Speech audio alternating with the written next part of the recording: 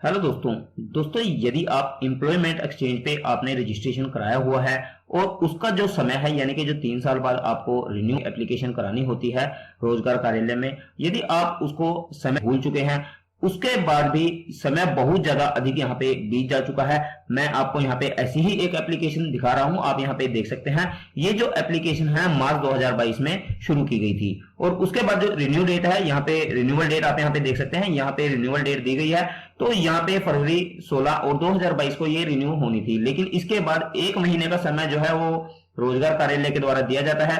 लेकिन यदि उसके बाद भी आप इसको भूल जाते हैं तो आपके सामने यहाँ पे डेड लिख करके आ जाता है। जैसे कि यहाँ पे डेड लिख के आया हुआ है, आप भी देख रहे हैं। तो यहाँ पे इस प्रकार से स्टेटस आपका दिखाई देता है। दोस्तों यदि इस प्रकार से आपका स्टेटस दिखाई देता है तो बहुत से मेरे जो सक्षम भाई हैं उनके पास कार्य आ जाता है और उनको विभाग की तरफ से बोला जाता है कि आप इसको दोबारा से रिन्यू कराइए, और उनको ये घबराहट रहती है कि उनका जो सक्षम का जो अलाउंस है वो कभी बंद ना हो जाए, यानी कि जो आपको भत्ता मिलता है कभी वो बंद ना हो जाए। इसको लेकर के बहुत ज्यादा मन में संशय रहता है और डर भी बन जाता है। तो दोस्तों मैं आपको ये सभी डाउट आपके आज क्लियर करने वाला हूं। तो ये आपकी एप्लीकेशन रिन्यू नहीं करा पाए हैं, आप किस प्रकार से इसको बिल्कुल सही माध्यम से बिल्कुल सही ठीक कर पाएंगे, तो पूरी जानकारी आपको मैं इसके बारे में और पूरा प्रोसेस भी आपको बताऊंगा कि किस प्रकार से आपको ये दोबारा से कार्य कंप्लीट करना है। तो आपको घबराने की बिल्कुल भी इसमें जरूरत नहीं है। आप इसमें कुछ स्टेप अगर फॉलो करते हैं उसके बाद जो आपका भत्ता है वो भी बंद नहीं होगा, यानी कि आपका जो अलाउंस आता है वो भी बंद नहीं होगा। और यदि आप सक्षम में जॉब आदि का कार्य करते हैं तो उसकी भी जो आपकी सैलरी बनती है वो भी आपकी बिल्कुल सही तरीके से आ जाएगी। लेकिन यदि आपकी डेट है वो इस प्रकार से डेड आ रही है और आप बिल्कुल भी इस पे कोई प्रोसेस नहीं करते, यानी कि आप रोजगार कार्यालय जाके इसको नहीं पूछते हैं या इसके ऊपर जो मैं आपको पूरा प्रोसेस बता रहा हूं ये कंप्लीट नहीं करते हैं, तो आपकी जो सैलरी है वो नहीं आएगी। यदि आप काम भी कर लेते हैं उसके बाद भी आपकी सैलरी विभाग के द्वारा जारी नहीं करी जाएगी। तो आपको ध्यान रखना है, आपको ये कार्य जो मैं बता रहा हूं पूरा प्रोसेस कंप्लीट करना है। अगर आपने ज्वाइनिंग करा ली है तो आप ज्वाइनिंग करा लेंगे, रिपोर्टिंग कर देंगे और अपनी जो जॉब है उस पर जाकर के रिपोर्टिंग करके कार्य शुरू कर देंगे। उसके बाद आपको जो एप्लीकेशन है इसका जो स्टेटस है वो बदलने के लिए जो मैं प्रोसेस आपको बताऊंगा ये आपको फॉलो करना है। उसके बाद आपकी जो जॉब की सैलरी है वो भी आ जाएगी और जो आपका भत्ता है वो निरंतर चलता भी रहेगा। आपको भविष्य में इसको लेकर के चिंता करने की जरूरत भी नहीं रहेगी।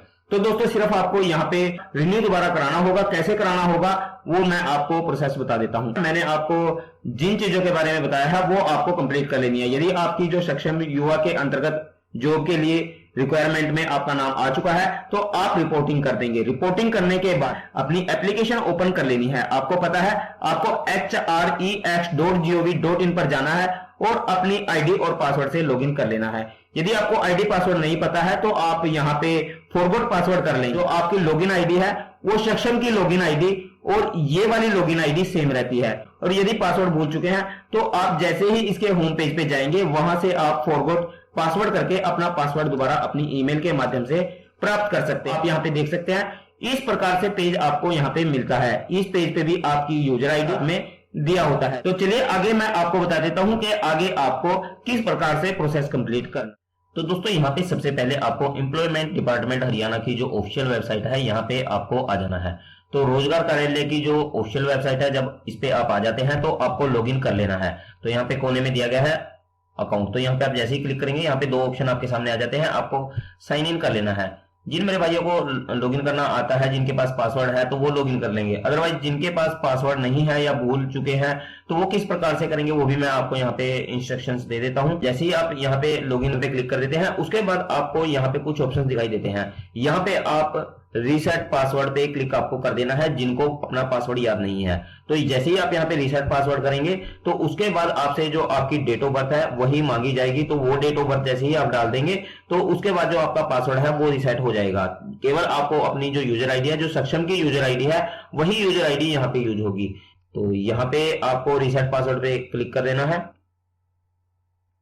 तो यहाँ पे आप देख सकते हैं यहाँ पे हमारे सामने ऑप्शन खुल के आ गए हैं। जैसे कि मैंने आपको बताया यहाँ पे अपना रजिस्ट्रेशन नंबर आप डाल देंगे, यूजर आईडी है वो आपको यहाँ पे डालनी है। यदि आपको फिर भी नहीं पता है आप इसको सक्षम रजिस्ट्रेशन जो प्रिंट है वो रहता है वहां से भी वो मिल जाएगा। उसके बाद यहाँ पे आपको अपनी डेट ऑफ बर्थ, जो भी आपकी डेट ऑफ बर्थ रहेगी वो डेट ऑफ बर्थ यहाँ पे डाल देंगे। उसके बाद ये कैप्चा कोड आपको नीचे की तरफ यहाँ पे फिल कर देना है और जैसे ही आप रीसेट करेंगे आपसे न्यू पासवर्ड डालने के लिए वहां पे जगह ओपन हो जाएगी। तो आपको दो जगह पे अपना पासवर्ड डाल करके और सेम पासवर्ड आपको डालना है। ध्यान रखना है कि आप क्या पासवर्ड वहां पे डाल रहे हैं। एक कॉम्बिनेशन बनाना है, एक कैपिटल अक्षर लेना है, कुछ छोटे अक्षर लेने हैं और उसी के साथ @ हैश ऐसे करके कोई नंबर्स लेने हैं और साथ में कुछ 1 2 3 4 5 या अपना कोई भी मोबाइल के लास्ट के डिजिट कुछ भी ले सकते हैं। तो इस प्रकार से आपको रीसेट कर लेना है। तो चलिए ये तो हो गई रीसेट की बात। हम यहाँ पे लॉगिन करेंगे क्योंकि मैंने रीसेट नहीं करना है।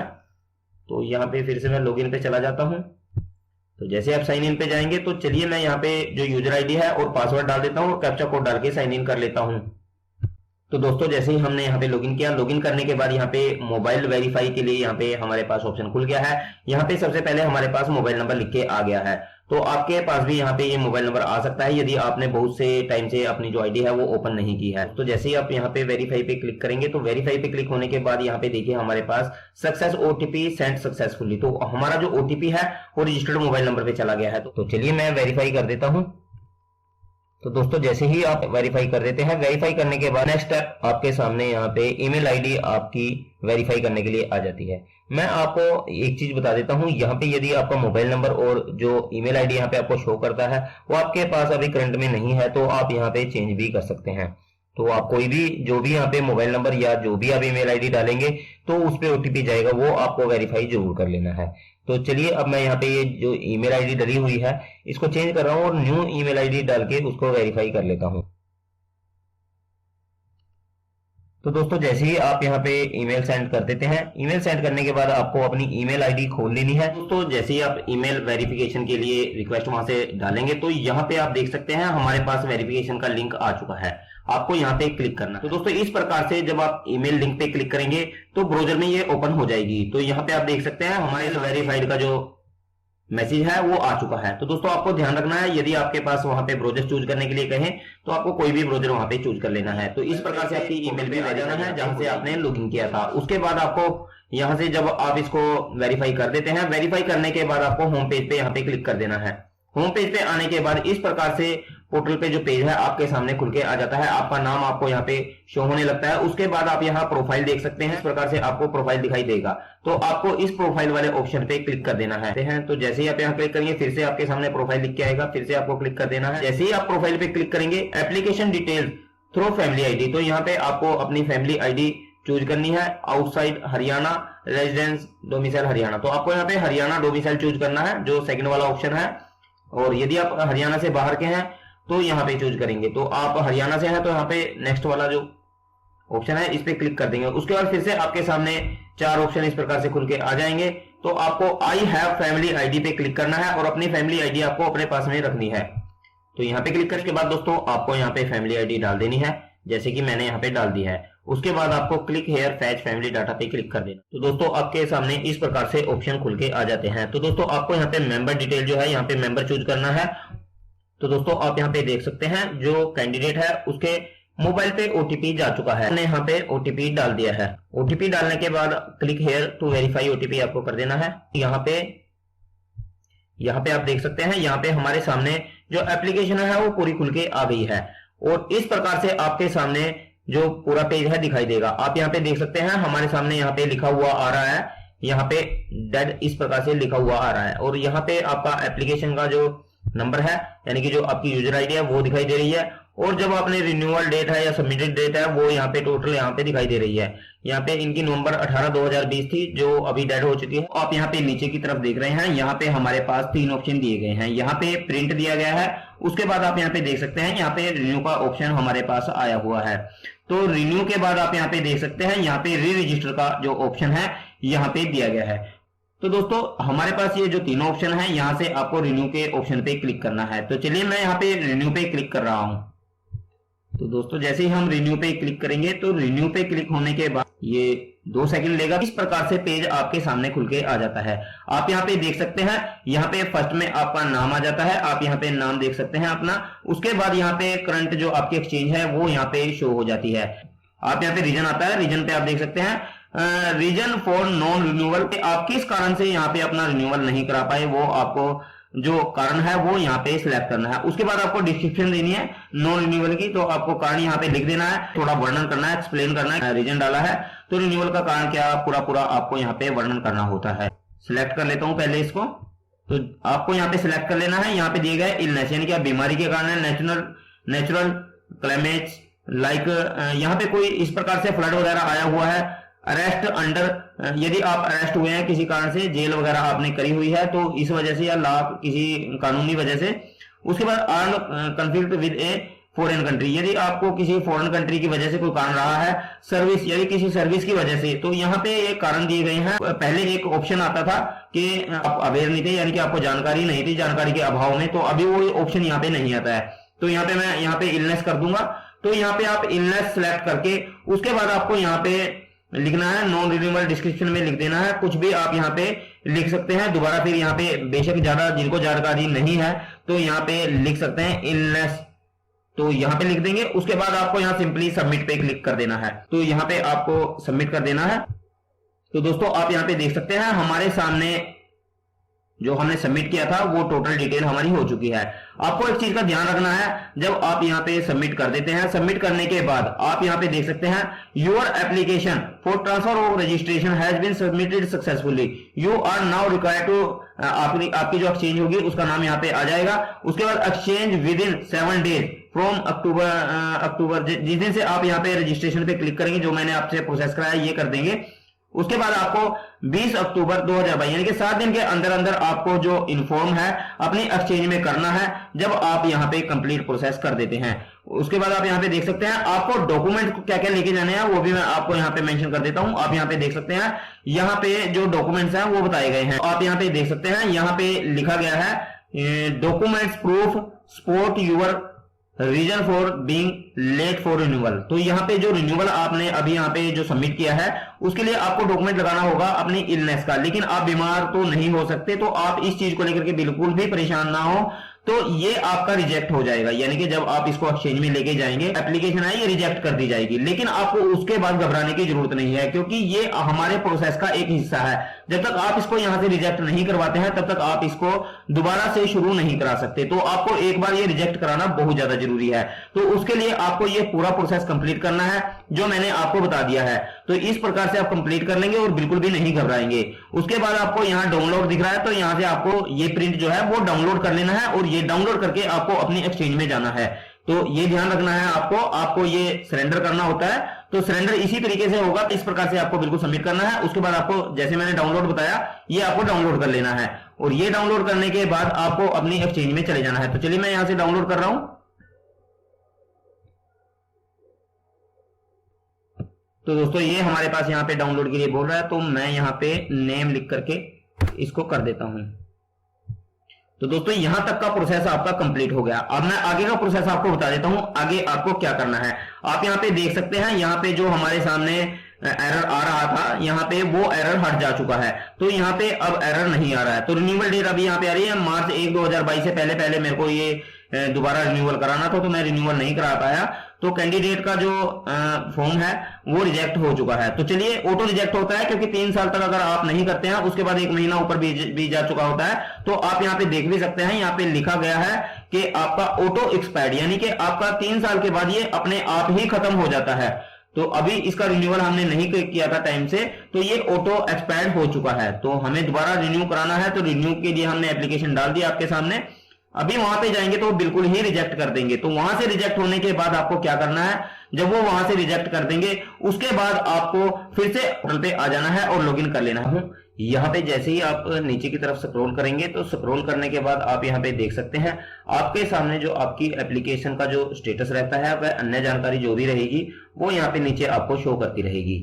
आप यहाँ पे देख सकते हैं आपने जो रिक्वेस्ट लगाई है वो यहाँ पे आपको दिखाई दे जाएगी। तो जो पूरी जानकारी है वो यहाँ पे आपको दिखती रहेगी। इसी के साथ में आपको रेफरेंस नंबर यहाँ पे देख सकते हैं, जो रेफरेंस नंबर है वो यहाँ पे आपको दिखाई दे जाएगा। उसके साथ आपका रीजन जो आपने डाला था वो भी दिख जाता है। लेकिन सबसे बड़ी बात मैं आपको यहाँ पे बता देता हूँ, यहाँ पे आपको स्टेटस आपका दिखाई देता रहता है, यानी कि अभी जो आपकी रिक्वेस्ट है वो रिन्यूअल के लिए अभी पेंडिंग है। जब तक आप एक्सचेंज में नहीं जाएंगे और रिन्यूअल की जो आपने ये प्रिंट निकाला है यहाँ से, जो मैंने आपको बताया था। ये प्रिंट जब तक आप वहां पे नहीं देंगे और वहां से रिजेक्ट नहीं हो जाता है या रिन्यू नहीं हो जाता है, तब तक ये स्टेटस यहाँ पे इसी प्रकार से दिखाता रहेगा। जैसे ही ये यहाँ पे आपका जो स्टेटस है वहां से रिजेक्ट हो जाता है, जैसे आप एप्लीकेशन लेके जाते हैं, अन्य जो डॉक्यूमेंट्स हैं वो लेके जाते हैं और ये रिजेक्ट हो जाता है, रिजेक्ट होने के बाद आपके सामने फिर से 3 ऑप्शन खुल के आ जाते हैं। जैसे कि हमने यहाँ पे रिक्वेस्ट लगाई थी, तो रिक्वेस्ट के साथ में जो हमें 3 ऑप्शन दिखाई दे रहे थे वही ऑप्शन आपको फिर से दिखाई देंगे। तो चलिए, ये रिजेक्ट हो जाती है तो मैं आगे आपको बता देता हूं कि आगे आपको कैसे प्रोसेस कंप्लीट करना है। लेकिन आपको एक चीज का विशेष तौर पे ध्यान रखना है, जब आप वहां पे जाएं आपको रिजेक्ट जरूर करा देना है। आपने कहना है कि मुझे दोबारा से इसको री रजिस्टर करना है, तो कृपया करके इसको रिजेक्ट जरूर कर दें। यदि वो वहां से रिजेक्ट नहीं करते हैं तो आपका जो एप्लीकेशन है वो सबमिट नहीं होगा, री रजिस्टर नहीं होगा।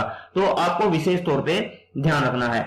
दोस्तों, यहाँ पे रोजगार कार्यालय से हमने कैंडिडेट को रिजेक्ट करवा दिया है। अब हम दोबारा से इसको री रजिस्टर कर देते हैं। आ चुके हैं यहाँ पे hres.gov.in, इस साइट का लिंक आपको वीडियो के डिस्क्रिप्शन बॉक्स में भी मिल जाएगा, वहां से भी आप डायरेक्ट इस पेज पे आ सकते हैं। तो दोस्तों, हम यहाँ पोर्टल पे आ चुके हैं, तो चलिए अभी हम लॉगिन कर लेते हैं। तो दोस्तों, आप यहाँ पे देख सकते हैं हम यहाँ पे लॉगिन हो चुके हैं। तो लॉगिन होने के बाद आपको यहाँ प्रोफाइल पे क्लिक कर देना है। तो प्रोफाइल पे क्लिक करने के बाद दोबारा से यहाँ प्रोफाइल आ जाएगा, उसके बाद फिर से आपको प्रोफाइल पे क्लिक करना है। यहाँ पे application detail through family ID, तो आउटसाइड ऑफ हरियाणा है या आप हरियाणा से हैं, तो इस प्रकार से आपको यहाँ पे सिलेक्ट करना होता है। तो आपको सिंपली यहाँ पे सिलेक्ट करना है रेजिडेंट डोमिसाइल हरियाणा। यहाँ पे आई हैव फैमिली आईडी पे क्लिक कर देना है, अपनी फैमिली आईडी डाल देनी है और आपको click here to fetch family data पे क्लिक करना है। अभी हमारे पास देखिए मेंबर डिटेल खुल के आ गई है। तो आप नीचे की तरफ देखेंगे यहाँ पे मेंबर डिटेल हमारे सामने आ चुकी है। तो आपको यहाँ पे मेंबर चूज करना है, जैसे कि मैं कैंडिडेट का नाम चूज कर लेता हूं। तो सेंड ओटीपी करेंगे, तो यहाँ पे ओटीपी जैसे ही आप डाल देंगे उसके बाद क्लिक वेरीफाई पे क्लिक करेंगे। क्लिक वेरीफाई पे क्लिक करने के जब आपकी फाइल एक्सचेंज से रिजेक्ट हो जाती है, फिर आपके सामने री रजिस्टर करके इस प्रकार से ऑप्शन आ जाता है। आपको री रजिस्टर पे क्लिक करना है और इस प्रकार से आपके सामने नोटिस आता है, you want to surrender this registration and apply for fresh registration. तो आपको घबराना नहीं है। बहुत से लोग जो है इस चीज को देख के घबरा जाते हैं कि हमारा जो पहला रजिस्ट्रेशन है वो निरस्त हो जाएगा। तो ऐसा कुछ नहीं है दोस्तों, ये उसके साथ ही जो आपका पहला रजिस्ट्रेशन नंबर है उसी के साथ बिल्कुल सेम आपका चलता रहेगा। इसका जो सेक्शन पे किसी प्रकार का कोई भी प्रभाव यहाँ पे नहीं पड़ेगा। आपकी जो स्कीम है वो एज इट इज चलती रहेगी, लेकिन जो ये आपका अभी का जो रजिस्ट्रेशन नंबर है ये उसी के साथ मर्ज हो जाएगा, यानी कि वही आपका रजिस्ट्रेशन नंबर रहेगा। लेकिन यहाँ पे जो आपकी अनएम्प्लॉयमेंट एक्सचेंज पे जो रजिस्ट्रेशन है वो आपको री रजिस्टर दोबारा करना होगा। तो इतना प्रोसेस है, लेकिन आपकी सेक्शन की जो कार्य है और आपका जो अलाउंस है या भत्ता है वो एज इट इज आपका चलता रहेगा, उसमें कोई भी प्रॉब्लम आपको नहीं आएगी। तो दोस्तों, आपको सिंपली यहाँ ओके पे क्लिक करना है और जैसे ही आप ओके पे क्लिक करेंगे तो मैं आपको बता देता हूं कि आगे आपको क्या करना है। आपको यहाँ सिंपली ओके पे क्लिक कर देना है। सकते हैं हमारे सामने पेज खुल के आ चुका है। आप यहाँ पे जो कैंडिडेट है, कैंडिडेट की पूरी डिटेल यहाँ पे ध्यान से देखेंगे और यहाँ पे अगर आपने पहले कोई फॉर्म भरते टाइम पे कोई मिस्टेक यहाँ पे की हुई है तो आपको ये बिल्कुल सही से दोबारा से फिल करना है, ये आपको ध्यान रखना है। एक और चीज मैं यहाँ पे आपको बता देता हूँ, यहाँ पे जब आप रजिस्ट्रेशन करें और आपकी फैमिली आईडी में अपना नाम आपको बिल्कुल ध्यान से देख लेना है। जो आपकी फैमिली आईडी और आपने जो रजिस्ट्रेशन कराया हुआ है उसमें जो नेम दिया हुआ है, यानी कि आपके 10th के सर्टिफिकेट और +2 के सर्टिफिकेट पे जो नेम है वो बिल्कुल सही रहना चाहिए। यहाँ पे किसी भी प्रकार का अंतर यहाँ पे नहीं होना चाहिए। उसके बाद आपके पिताजी का नाम फैमिली आईडी में, आपकी माताजी का नाम फैमिली आईडी में और साथ में जितनी भी डिटेल यहाँ पे डेट ऑफ बर्थ वगैरह दिया गया है आपको बिल्कुल ध्यान से चेक करके तभी यहाँ पे डालना है। यदि आपकी फैमिली आईडी में अलग नेम है और इसके अलावा आपका जो सर्टिफिकेट है उसमें नेम अलग है तो आपको अपना आधार कार्ड बिल्कुल सही कराना है। उसके बाद आपकी फैमिली आईडी सही करानी है, तभी आपका जो नेम है वो यहाँ पे सही मैच होगा। उसके बाद यदि आप सबमिट भी कर देते हैं, मिसमैच होने के कारण आपकी एप्लीकेशन रिजेक्ट हो सकती है। तो आपको इस चीज का विशेष तौर पे ध्यान रखना है। आपकी फैमिली आईडी में जो आपका नेम है वो आपके सर्टिफिकेट में नेम होना चाहिए, आपके पिताजी का नाम और आपकी माताजी का नाम और अदर जो डिटेल है, जो डेट ऑफ बर्थ है आपकी, बिल्कुल आपके जो 10th का सर्टिफिकेट आपने प्रोवाइड यानी कि रोजगार कार्यालय में आपने यहाँ पे उपलब्ध कराया है वहां पे आपकी डिटेल बिल्कुल मैच होनी चाहिए। इस चीज का आपको खास तौर पे ध्यान रखना है, तभी आप यहाँ पे जो डिटेल है वो डालेंगे। यहाँ पे यदि आप कुछ चाहें तो यहाँ पे चेंज कर सकते हैं, अदरवाइज आपको कुछ यहाँ पे ज्यादा छेड़खानी नहीं करनी है। यहाँ पे आपकी ईमेल आईडी और अदर जितनी भी डिटेल रहेगी वो टोटली यहाँ पे आ जाएगी, जैसे कि यहाँ पे आई हुई है। उसके बाद आपको कैटेगरी चूज कर लेनी है, जो कैटेगरी इनकी रहेगी, जो कास्ट के हिसाब से जो कैटेगरी रहती है उसके बाद आप देखेंगे यहाँ पे कास्ट सर्टिफिकेट नंबर आपसे मांगा गया है कि आपका कास्ट सर्टिफिकेट नंबर क्या है। उसके बाद आपको इशू डेट डाल देनी है और यहाँ पे इशू बाय है यहाँ पे, तो तहसीलदार कहाँ का रहे, इस गांव से आप हैं, वहां कौन सी तहसील के अंदर आप आते हैं, उस तहसील का नाम आपको चूज करके यहाँ पे डाल देना है। और सर्टिफिकेट पे भी ये मेंशन होता है कि कौन से तहसीलदार ने आपको क्या, क्योंकि वहां पे केवल आपके जो ब्लॉक रहता है, ब्लॉक का नाम यहाँ पे आपका शो होगा सर्टिफिकेट पे, तो वो आपको ब्लॉक चूज करना है यहाँ पे। जैसे कि यहाँ पे देखिए अलग अलग ब्लॉक यहाँ पे दिए गए हैं, यहाँ पे ब्लॉक मेरे को खाली चूज करना है। उसके बाद आपको यहाँ पे डेट चूज करके डेट डाल देनी है, वो डेट भी आपके सर्टिफिकेट नंबर पे डली हुई होती है। तो इस प्रकार से आप डाल देंगे। यदि आपके पास ये सर्टिफिकेट नहीं है तो आप दोबारा भी इसको अप्लाई कर सकते हैं। तो चलिए, अगर आप अप्लाई करना चाहते हैं तो उसका लिंक मैं वीडियो के डिस्क्रिप्शन बॉक्स में डाल दूंगा कि कैसे आपको अपना सर्टिफिकेट अप्लाई करना है। तो चलिए, अभी मैं यहाँ पे कास्ट सर्टिफिकेट नंबर और ये अदर डिटेल जितनी भी है वो डाल देता हूँ। उसके बाद आपको सिंपली नेक्स्ट पे क्लिक करना है। तो चलिए हम यहाँ नेक्स्ट पे क्लिक कर देते हैं। तो जैसे ही आप नेक्स्ट पे क्लिक करेंगे फिर से आपके सामने इस प्रकार से पेज खुल के आ जाएगा। जो आपकी पिछली डिटेल है यहाँ पे आप देख सकते हैं सेव सक्सेसफुली हमारी हो चुकी है। उसके बाद फिर से आपको जितनी भी डिटेल है वो यहाँ पे चेक कर लेनी है। जो आपका परमानेंट एड्रेस है वो आपको यहाँ पे देख लेना कि वो बिल्कुल सही है, वहां पे कोई भी किसी प्रकार की कोई भी मिस्टेक यदि आपको मिलती है तो आप उसको बिल्कुल ठीक कर देंगे। और उसके बाद आपको जहां पे आप रहते हैं, जहां का एड्रेस आपने ऊपर फिल किया है, यदि आप वहां यहाँ के परमानेंट निवासी हैं, यहीं पे रहते हैं, तो आपको ये वाला जो ऑप्शन है इसको रेड कर देना है। टोटल डिटेल आपकी एज इट इज जैसे ऊपर भरी गई है वो टोटल डिटेल यहाँ पे फिलअप हो जाएगी ऑटो।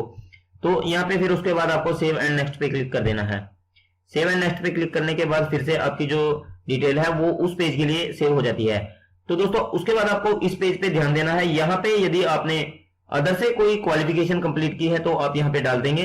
कोई एक्सपीरियंस वगैरह या कुछ भी आपने किया हुआ है तो आप यहाँ पे डाल सकते हैं। देखिए यहाँ पे स्किल भी दिया गया है, स्किल यदि आपने कोई कर लिया है तो यहाँ पे स्किल आप डाल सकते हैं। और यदि आपने कुछ नहीं किया है तो आप सेव जो पहले का आपका डाटा है तो आपको डाटा यहाँ से ध्यान देख लेना है कि कोई गलती यहाँ पे आपने नहीं की हो। यदि कोई गलती की है तो यहाँ पे आपके पास ऑप्शन दिए गए हैं, यहाँ से आप इसको डिलीट भी कर सकते हैं, एडिट भी कर सकते हैं, जो आप चाहें। फिलहाल के लिए ये ऑप्शन यदि आप एक बार फाइनल सबमिट कर देते हैं तो उसके बाद यहाँ से आप कुछ भी छेड़खानी नहीं कर पाएंगे। तो आपको बिल्कुल ध्यान से यहाँ पे चेक करनी है, अपनी परसेंटेज देख लेनी है। उसके बाद आपको ऐड रिकॉर्ड पे यहाँ पे क्लिक कर देना है और नीचे की तरफ स्क्रॉल करेंगे और यहाँ पे सेव एंड नेक्स्ट पे क्लिक कर देंगे। यहाँ पे स्किल वगैरह यदि आपने कोई कौशल प्राप्त कर लिया तो वो भी आप डाल सकते हैं। तो सेव एंड नेक्स्ट पे क्लिक करेंगे तो यहाँ पे देखिए हमारे पास सेव सक्सेसफुली का जो मैसेज है वो आ चुका है। तो दोस्तों उसके बाद मैंने आपको बताया था कि यदि आपके पास कोई एक्सपीरियंस है तो यहाँ पे आप एक्सपीरियंस भी डाल सकते हैं। तो यहाँ पे ऐड एक्सपीरियंस पे आप क्लिक करेंगे। उसके बाद जहां से जिस विभाग से आपने एक्सपीरियंस प्राप्त किया है, जहां से भी आपने कौशल प्राप्त किया है वो यहाँ पे ऐड कर देंगे। सेव एंड नेक्स्ट पे क्लिक करेंगे। उसके बाद फिर यहाँ पे आपकी जो हाइट है और साथ में वेट है और जितनी चेस्ट है यानी कि छाती है, तो चलिए मैं यहाँ पे जल्दी से इसको फिल कर देता हूँ। तो दोस्तों यहाँ पे आप हाइट किस प्रकार से डालेंगे, सेंटीमीटर में आपको डालनी है। यहाँ पे आपको फुट में नहीं डालनी है, कभी आप फुट और इंच में यहाँ पे डाल दें। वेट आपको किलोग्राम अपना माप लेना है और वो यहाँ पे डालना है। चेस्ट छाती आपकी जितनी भी रहेगी वो आपको जो आपका मीटर रहेगा उससे आप चेक कर लेंगे और मीटर से चेक करके यहाँ पे डाल देंगे। और ब्लड ग्रुप आपको यहाँ पे चूज करके डाल देना है। और आईज जो आपकी रहेंगी कि आपकी नॉर्मल है या आपके ग्लास लगे हुए हैं, चश्मा वगैरह आपका लगा हुआ है, तो यहाँ पे आप चूज कर लेंगे। तो ये नॉर्मल है तो मैंने यहाँ पे नॉर्मल कर दिया है। उसके बाद आपको यहाँ पे हाइट जो है वो हाइट किस प्रकार से डालेंगे वो मैं आपको बता देता हूँ। तो यहाँ से आपको यहाँ पे गूगल में सर्च करना है फुट टू मीटर, जैसे कि मैंने यहाँ पे किया हुआ है। फुट टू सेंटीमीटर आप कर लेंगे तो मैंने यहाँ पे फुट टू सेंटीमीटर किया है। इनकी हाइट जो है 5.3 है तो मैंने डाल दिया है और यहाँ पे इनकी 161.544 करके आ गई है। तो आपको ये कॉपी कर लेनी है और वहां पे डाल देनी है। तो चलिए मैं यहाँ पे डाल देता हूँ। तो इनकी लगभग 163 है तो मैंने यहाँ पे डाल दी है। तो उसके बाद आपको सेव एंड नेक्स्ट पे यहाँ पे क्लिक कर देना है।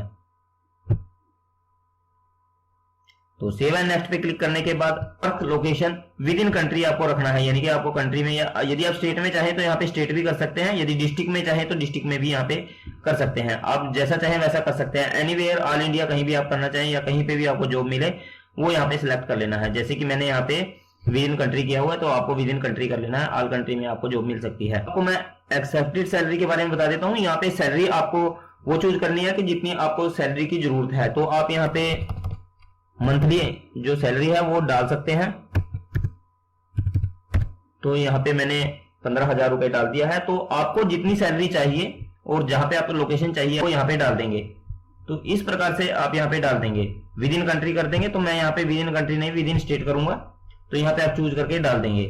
उसके बाद आप नीचे की तरफ आएंगे और नीचे की तरफ आने के बाद यहाँ पे आप चूज करेंगे प्रेफरेंसेस। तो प्रेफरेंसेस में आपको वो चूज करना है जिस विभाग से जो अपनी जॉब चाहते हैं। सक्षम वगैरह में भी जो जॉब आपकी लगेगी वो इन्हीं के आधार पे लगती है, तो आपको वो विभाग यहाँ पे चूज करना है। इस विभाग में ज्यादातर जो सक्षम युवाओं के लिए जॉब वगैरह की वैकेंसी निकलती रहती है, तो यहाँ पे आपको चूज करके वो डाल देना है। जैसे कि मैंने यहाँ पे चूज करके डाला हुआ है, तो आप भी यहाँ पे देख करके चूज करके डाल लेंगे। यदि आपको ज्यादा समझ नहीं आता है तो आप यहाँ गूगल सर्च में जाकर के गूगल पे जाकर के देख लेंगे।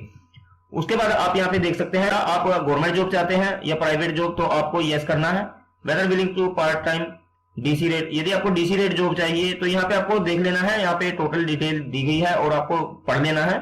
तो डीसी बेस चाहिए, यस, अगर डीसी बेस मिलती है तो डीसी बेस मैंने यस किया हुआ है। वेदर विल लोन और सेल्फ एम्प्लॉयमेंट, यदि आप सेल्फ से कोई काम करना चाहते हैं, लोन वगैरह आपको चाहिए, यहाँ पे आप यस कर सकते हैं, अदरवाइज यहाँ पे नो करके और अगले ऑप्शन के लिए चले जाएंगे। Whether willing for private job, private job के लिए आप चाहते हैं तो यस कर सकते हैं और नो भी आप यहाँ पे कर सकते हैं।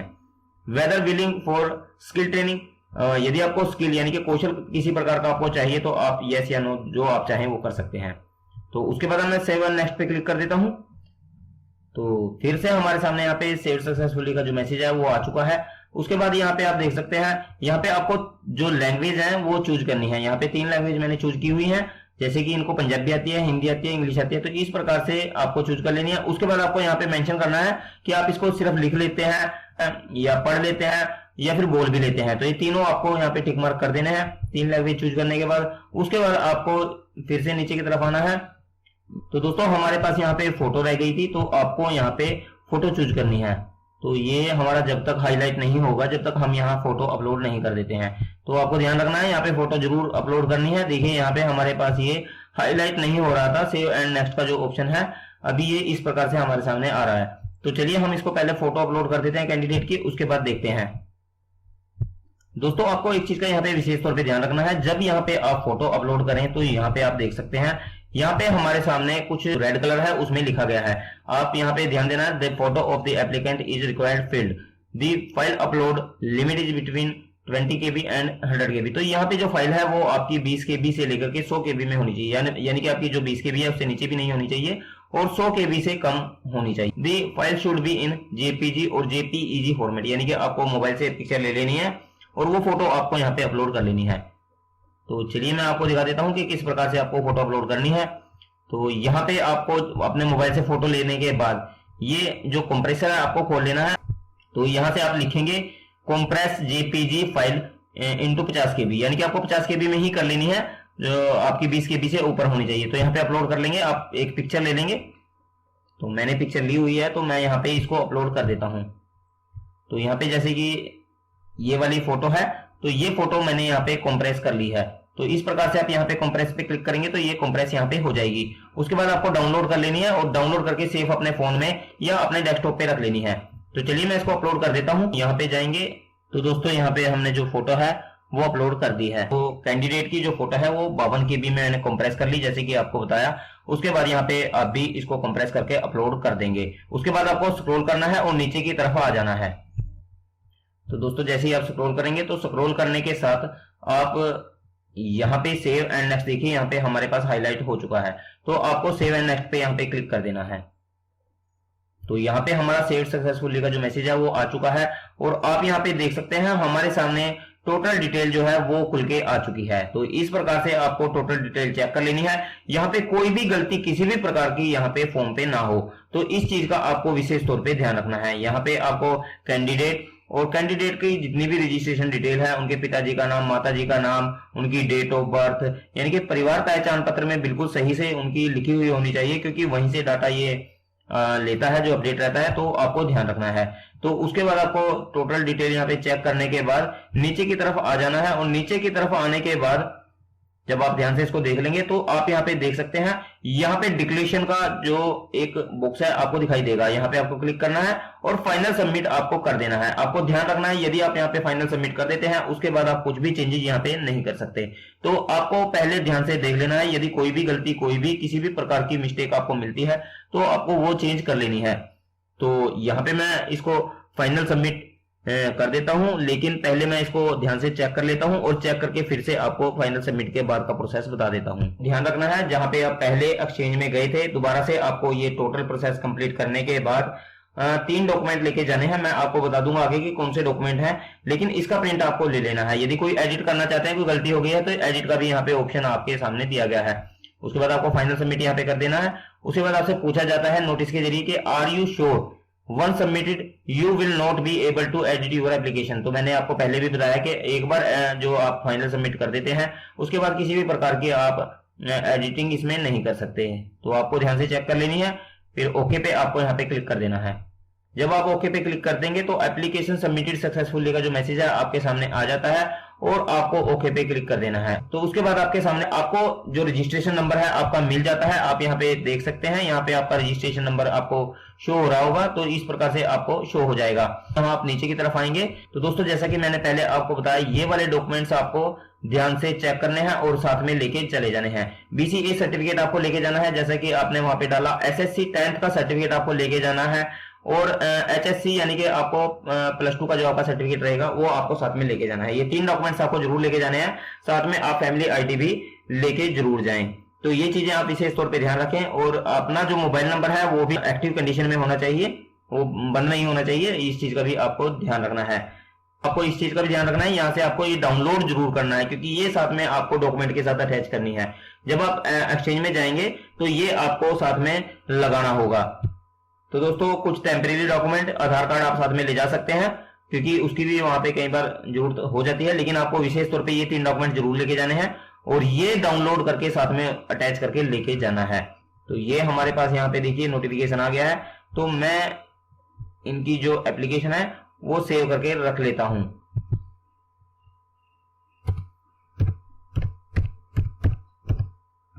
फिर इसको कर दूंगा, मैंने इसका नाम रख दिया है। तो यहाँ पे इस प्रकार से आपके सामने नोटिस भी आ रहा है, आप स्टेटस देख सकते हैं, पेंडिंग एट एक्सचेंज, यानी कि एक्सचेंज की तरफ से आपकी जो ये एप्लीकेशन है वो पेंडिंग है। आपके यहाँ से योर एप्लीकेशन जो है वो सबमिटेड सक्सेसफुली का जो मैसेज है आपको यहाँ पे दिखाई दे जाता है। प्लीज विजिट, यहाँ पे लिखा भी गया है, please visit employment exchange and verify your document within 30 days from the date submission. तो आपको जब ये सबमिट करें उसके 30 दिन के अंदर आपको एक्सचेंज में जाना है और इसको वेरीफाई करा लेना है। तो ये डॉक्यूमेंट आपको बता दिया है कि आपको ये वाला पेज और साथ में जितने 3 डॉक्यूमेंट है वो आपको लेके चले जाने हैं और इसका प्रिंट आपको साथ में ले जाना है, वो भी मैं आपको बता चुका हूं। यहाँ से भी आप इसको प्रिंट कर सकते हैं और यदि आप भूल जा चुके हैं तब भी आप यहाँ लॉगिन करके इसको दोबारा निकाल सकते हैं। तो इस प्रकार से जो पूरा प्रोसेस है आपको कंप्लीट करना है। उसके बाद जब वो वेरीफाई कर देंगे तो ये वाला जो एप्लीकेशन नंबर है वो आपका पहले वाले के साथ में मर्ज हो जाएगा। आपके सक्षम पे, जैसे कि मैंने पहले बताया आपको, आपकी सक्षम की स्कीम पे, आपके भत्ते पे, अलाउंस पे किसी प्रकार का कोई भी फर्क नहीं पड़ता है। लेकिन यदि आप इसको अपडेट नहीं करते हैं, रिन्यू नहीं करते हैं, तो आप जब सक्षम के थ्रू कोई पेमेंट आपकी मिलती है, यानी कि आपने कहीं कार्य किया है सक्षम स्कीम के अंतर्गत, तो आपकी सैलरी है वो रिलीज नहीं की जाती है जब तक इसको आप यहाँ पे रिन्यू या री रजिस्टर नहीं कर देते हैं। तो यहाँ पे आपको घबराने वाली किसी प्रकार की कोई भी आपको जरूरत नहीं है। मैं आपको शुरू से कहते आ रहा हूँ, क्योंकि मैं ये प्रोसेस 3 अलग अलग कैंडिडेट का करा चुका हूँ। तो इस प्रकार से आपको री रजिस्टर जरूर करना है, आपको बाहर वाले पेज से रजिस्टर नहीं करना है। ये मैं आपको बार बार बता रहा हूँ कि आपको लॉगिन करना है, उसके बाद आपको री रजिस्टर इसको कर लेना है।